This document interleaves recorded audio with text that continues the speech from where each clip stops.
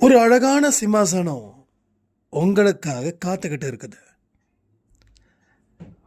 நீங்க பலருக்கு உதவிகள் செய்வதில்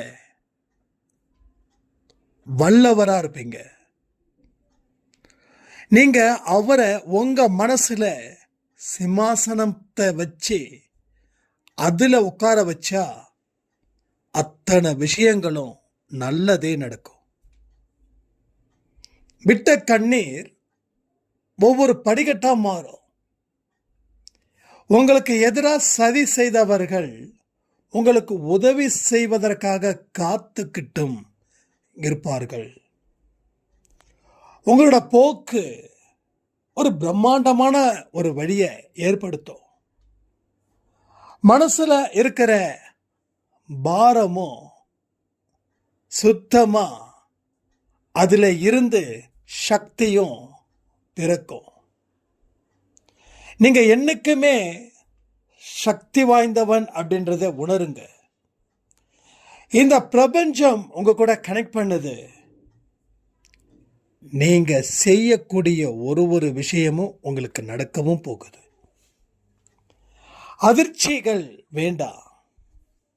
எல்லாத்தையும் நிதானமா ஆரம்பிங்க. எந்த மனுஷனையும் வெறுக்காமல் வாழணும். அது ரொம்ப முக்கியம் ஆன்மீகத்தில். சாய்பாவோட குழந்தைங்களுக்கு யார்கிட்டையும் வெறுப்புணர்ச்சியை காட்டவோ அவங்கள பழிவாங்கணுன்ற நினைப்போ பொறாமையோ நிச்சயமா இருக்கவே கூடாது.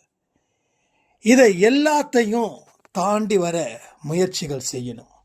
முயற்சிகள் செஞ்சிட்டாவே உங்க பிரச்சனைகள் அத்தனையும் தீரும்.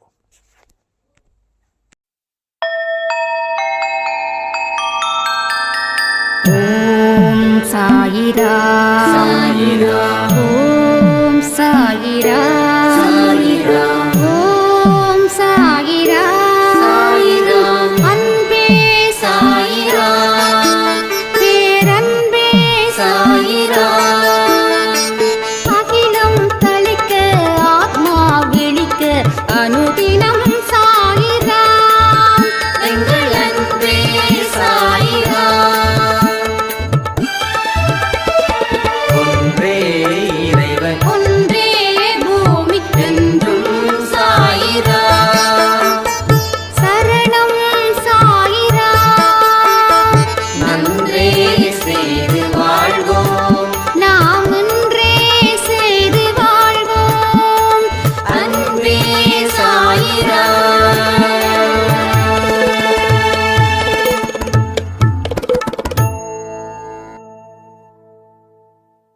சாய்ராம்.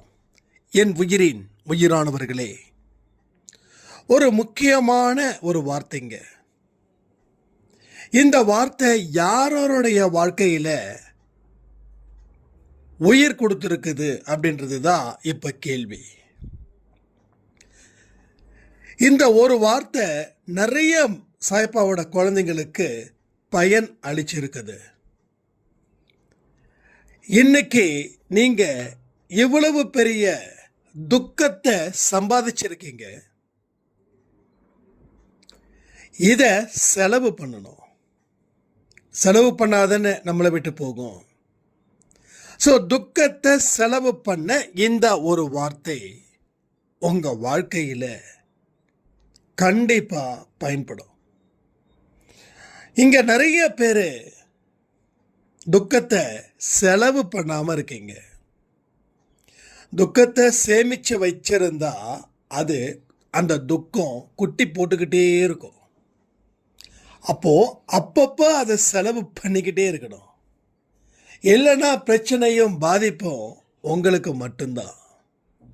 அதை நீங்க சரியா புரிஞ்சுக்கிட்டு இந்த வார்த்தையையும் நீங்க சொந்தமாக்கிக்கோங்க. அப்படிப்பட்ட வார்த்தைக்கு உண்டானது தான் இன்னைக்கு நாம பேச போறோம். தொடர்ந்து சாய் குருல 10 மணிக்கு சாயப்பா பத்தி 100க்கு 100 என்னென்ன விஷயங்கள் இருக்கோ அதை பேசியிருக்கோம். அதனால அவருடைய புரிதலும் அவர் எப்படிப்பட்டவர்ன்றதை தெரிஞ்சுக்கணும். அதை எல்லாத்தையும் முதல்ல இருந்து நீங்கள் கற்றுக்கிட்டாதான் இன்னமும் ஒரு ஸ்ட்ராங்கான ஒரு இடத்துக்கு வர முடியும். அதுக்கு தான் சாய் குரு சேனலில் தினமும் காலையில் 10 மணிக்கு. அடுத்தது தினமும் காலையில் நைட்டு 10 மணிக்கு ப்ரேயர். இந்த ப்ரேயர் கூட்டு பிரார்த்தனையாக எடுத்துருக்குறோம். ஒருவேளை நான் 9 மணிக்கு தூங்குறவன், 9:30 மணிக்கெலாம் தூங்கிடுவேன் அப்படின்னு யாராவது சொன்னீங்கன்னா பரவாயில்ல, தூங்குங்க, தூங்குறது நல்லது. அடுத்த நாள் உடனே சட்டுன்னு அந்த ப்ரேயரை கேட்டுடுங்க. என்னுடைய ஸ்டேட்டஸில் எல்லா லிங்க்கும் நான் வச்சுருக்கேன். நான் ஏன் திரும்ப திரும்ப சொல்கிறேன் அப்படின்னா, பிரார்த்தனையும் முக்கியம். அதே போல் காலையில் 10 மணிக்கு சாய்ப்பாவுடைய வழிபாட்டு முறைகளை நீங்கள் தெரிஞ்சுக்கிறதும் முக்கியம். அது எல்லாமே தெரிஞ்சுக்கிட்டாதான் 100% உங்களால் சரியான புரிதலோட உங்களை பற்றியும், கர்மாவை பற்றியும், சாய்ப்பாவை பற்றியும், இந்த உலக வாழ்க்கை எங்கே அழைச்சிக்கிட்டு போகுதுன்றதை பற்றியும் தெளிவாக தெரிஞ்சுக்க முடியும். புரியுதா உங்களுக்கு? அதற்காக தான் இத்தனை பதிவுகளை நம்ம கொடுத்துட்ருக்கோம். சரி, அந்த ஒத்த வார்த்தை என்ன தெரியுங்களா? கடைசி நேரத்திலையும் கடைசி நொடியிலையும் நீ அதிசயத்தை காண்பாய். இறுதி நொடியிலும் நீ என் அதிசயத்தை காண்பாய். இந்த ஒரு வார்த்தை, இதுக்கு நான் சொந்தக்காரனா ஆயிட்டேன்.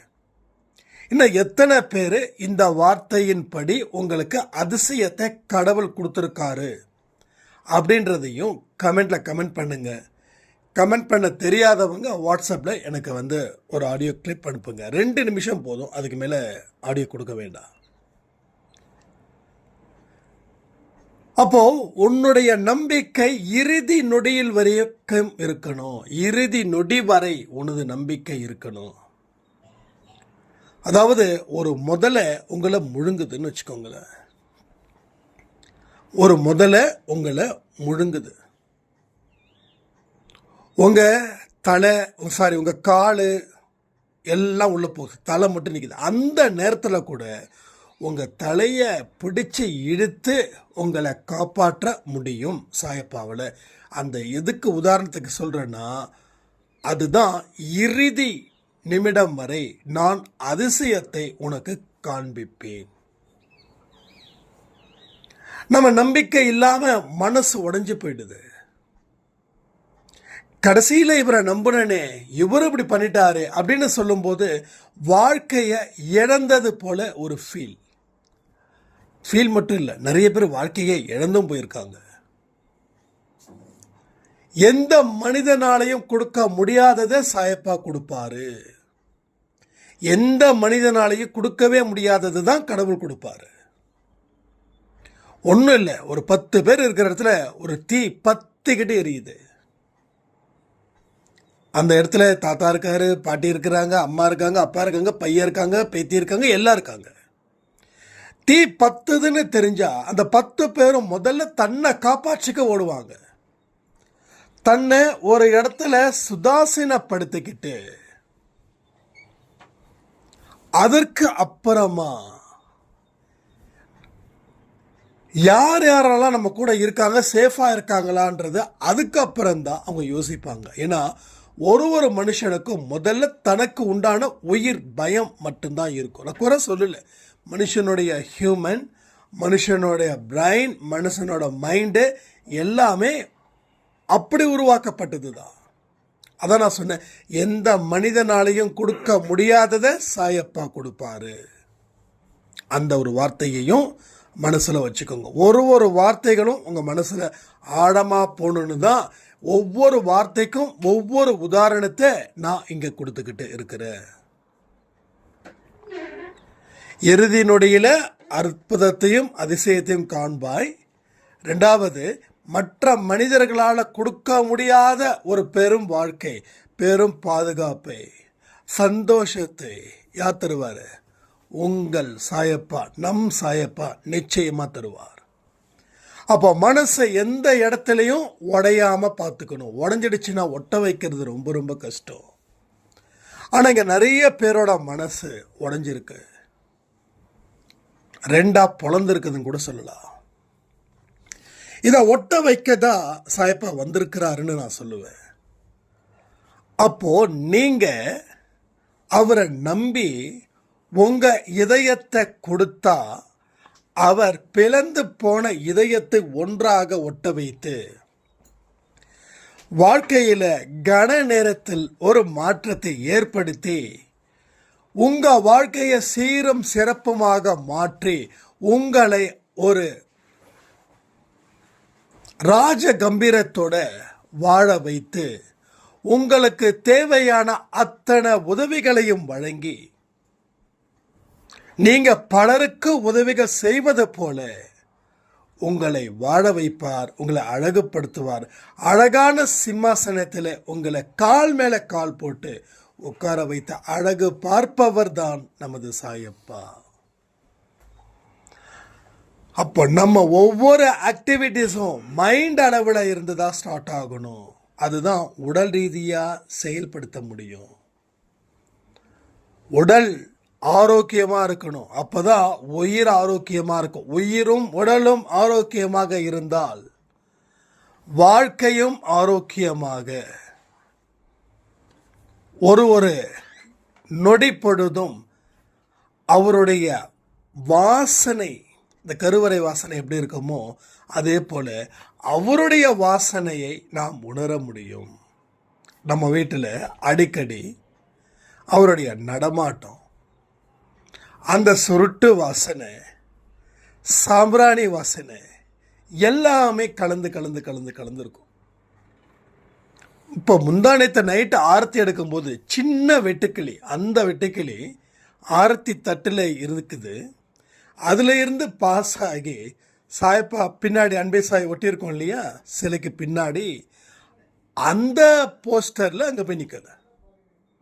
அப்போது எல்லா இடத்துலையும் அவர் நம்மளை கைவிடுறது இல்லை. அதை தாண்டி ஒரு விஷயம் இருக்குது. நம் மீது அன்பு செலுத்தக்கூடிய உண்மையானவர், உத்தமனா இருக்கிறவர் அவர் ஒருவரே. நான் மனிதர்களை வெறுக்க சொல்லலை. மனிதர்களை வெறுக்கணும் அப்படின்னு நான் சொன்னா என்னை விட ஒரு முட்டாள் உலகத்தில் இல்லை. அன்பே சாயின்னு பேரை வச்சுக்கிட்டு மனிதர்களை வெறுத்துருங்க, கடவுளை நேசியுங்க, இது சுத்த பைத்தியக்காரத்தனம். இங்கே நிறைய மனுஷங்க இந்த பைத்தியக்காரத்தனமான வேலையில் ஈடுபட்டு இருக்காங்க. நான் யாரையும் நம்பலை, கடவுளை தான் நம்புகிறேன். இதுவே பெரிய உருட்டு, பெரிய பொய். நீ மற்ற மனுஷனை நம்பலைன்னா நீ மற்ற மனுஷனை வெறுக்கிறன்னு அர்த்தம். ஒரு வார்த்தை நம்ம சொல்கிறோன்னா அதுக்கு 1000 வார்த்தைகள் உங்களுக்கே தெரியாமல் உங்கள் எண்ணங்கள் ஆழ் மனசில் அது மாதிரி ஒரு மோசமான தாக்கத்தை ஏற்படுத்தியிருக்கிறது. எச்சரிக்கையாக இருக்கணும், எச்சரிக்கையாக இருக்கணும். அப்போது நீ மனிதனை நம்பலைன்னா மனிதனை வெறுக்கிற. அப்போது வெறுக்கிறதால தான் நீ மனுஷனை நம்பல.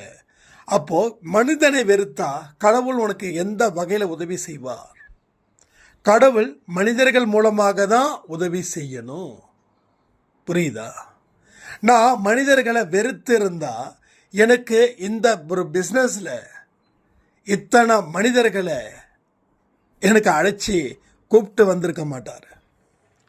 அப்போ நான் மனிதர்களை நேசிக்கிறதுல தான் தெய்வம் நம்ம கூடவே இருக்கும். மனிதர்களை நேசி, மனிதர்களை நம்பு. ஆனால் அவங்க இல்லைன்னாலும் வாழ பழகிக்கோ.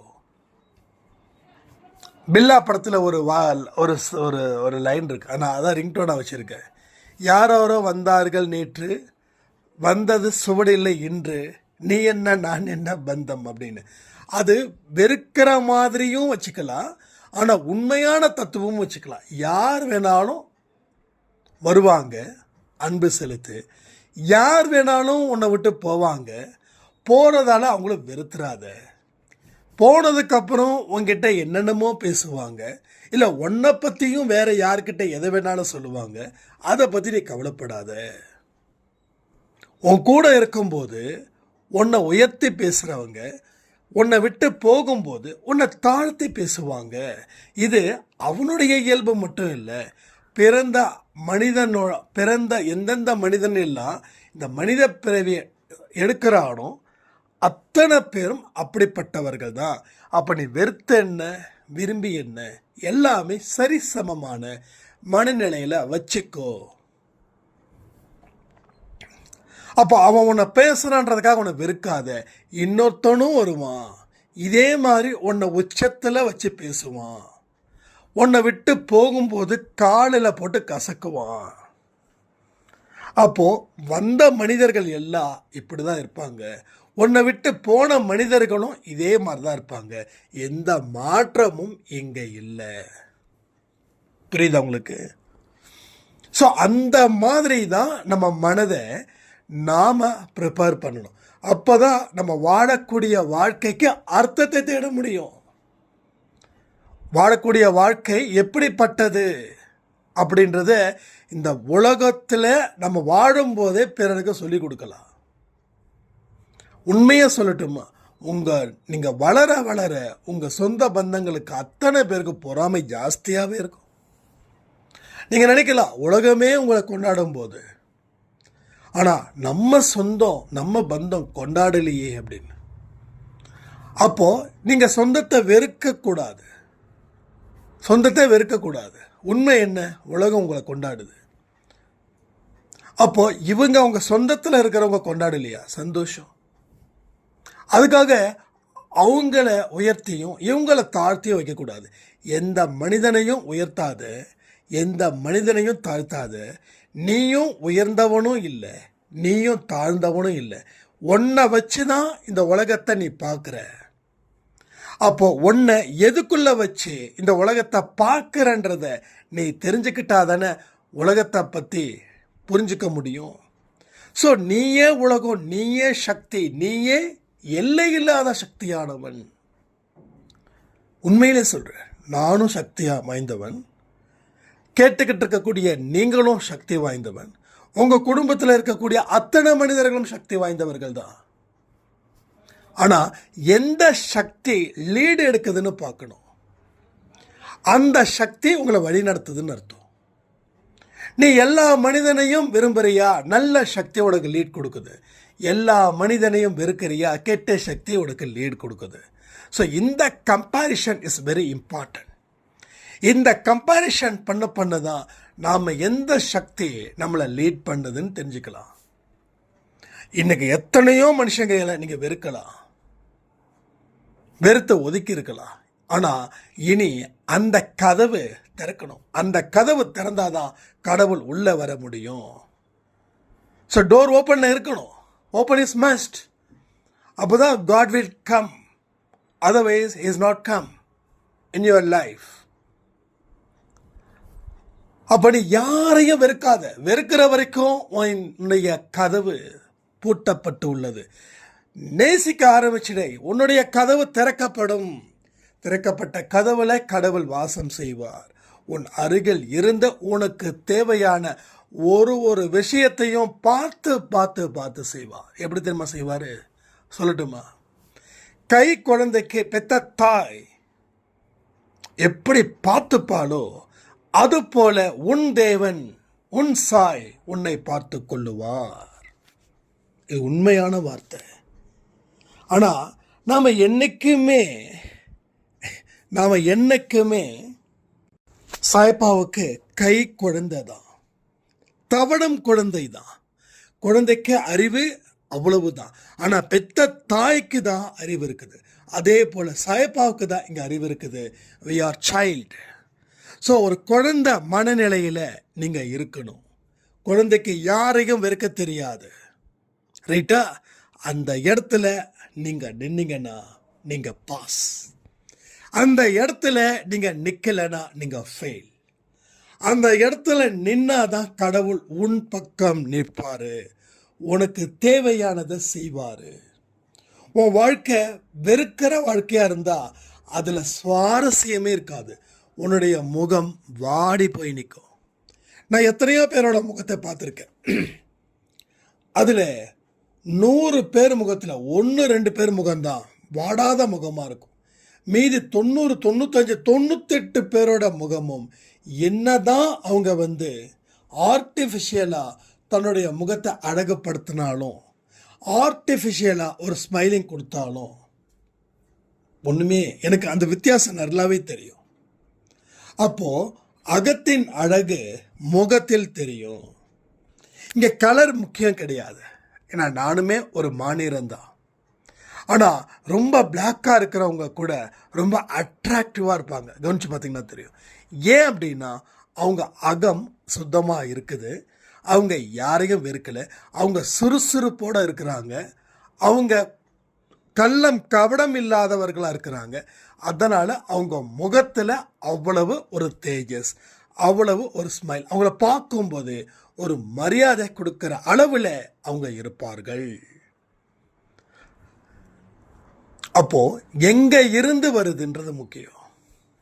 எங்கிருந்து வருது? அகத்தில் இருந்து வரக்கூடியது புறத்தில் தெரிகிறது. என்ன பண்ணாலும் அகத்தை மறைக்கவே முடியாது.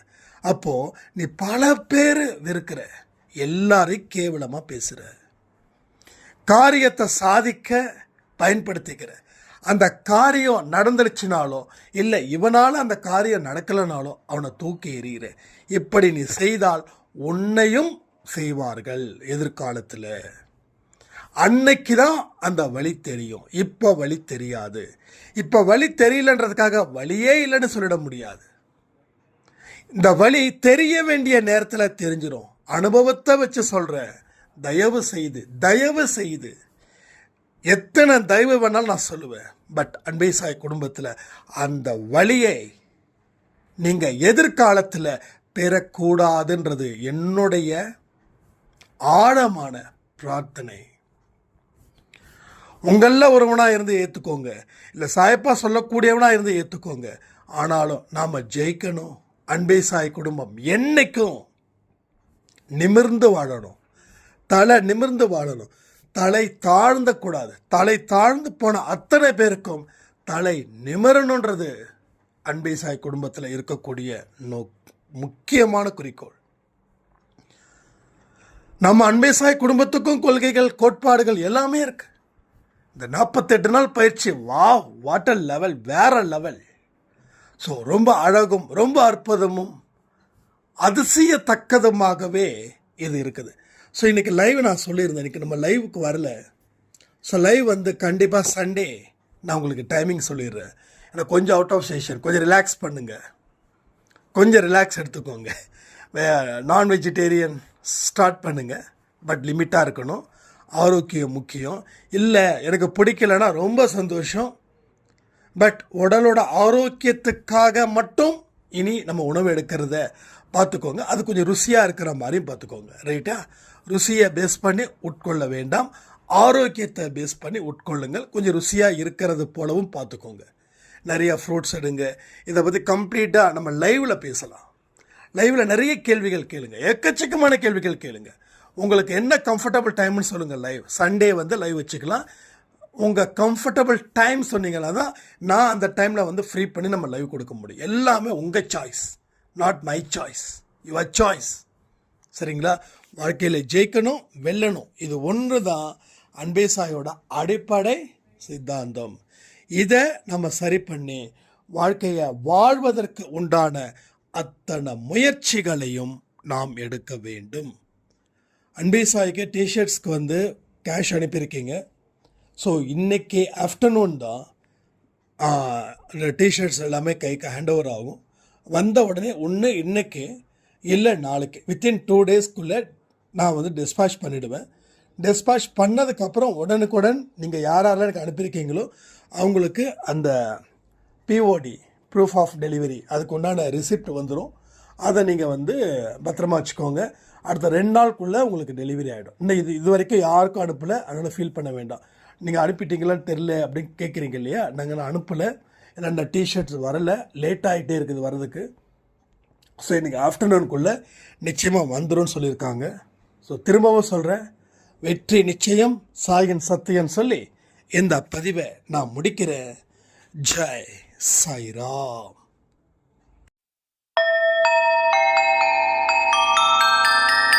ஓம் சாயிரா, ஓம் சாயிரா.